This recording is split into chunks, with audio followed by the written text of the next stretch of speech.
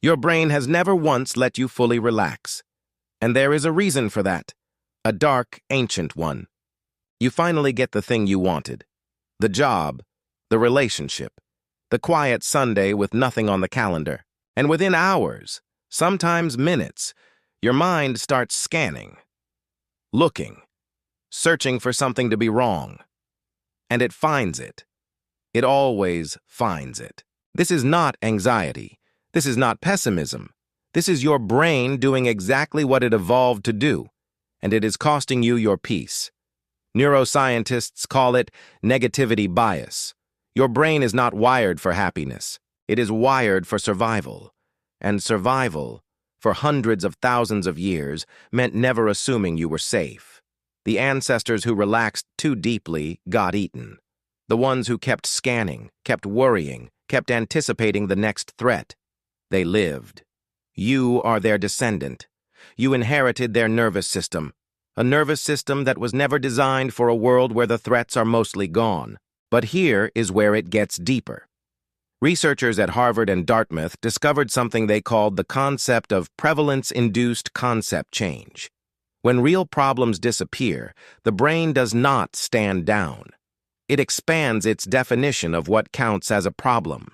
In one study, participants were asked to identify threatening faces in a series of images. As the researchers gradually removed the genuinely threatening faces, participants did not report seeing fewer threats. They started labeling neutral faces as threatening. The problem pool shrank, so the brain quietly widened the criteria. This is happening to you right now, in your relationships, in your work, in your body. When life gets objectively better, your brain recalibrates what bad looks like. The bar shifts. New problems are manufactured to fill the space the old ones left behind. Psychologists have a name for this loop when it becomes chronic. They call it rumination.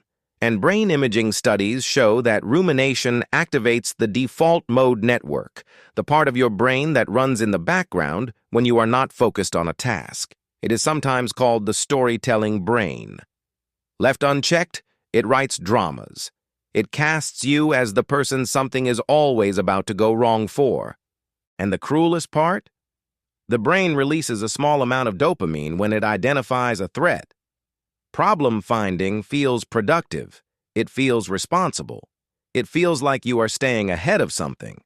So you keep doing it. Not because the problems are real, but because finding them feels like control. This is why high-achieving people are often the most anxious. The more capable you are of solving problems, the more aggressively your brain goes looking for them. Competence and chronic unease are neurologically linked in a way nobody warns you about. So what do you actually do with this? Neuroscience points to one consistent intervention, and it is not positive thinking. It is specificity.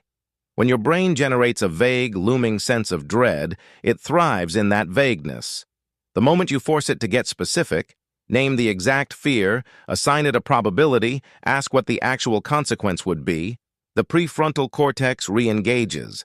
Logic re-enters the room. The manufactured threat loses its fog. Your brain is not broken. It is doing its ancient job in a modern world that no longer requires it. You are not a pessimist. You are a survival machine running outdated software. The problem your brain invented today probably will not matter in a year, but the habit of inventing it will. What fake problem has your brain been feeding you lately? Say it out loud in the comments. Sometimes that is all it takes to diffuse it. And follow for more of the neuroscience behind why you feel the way you feel.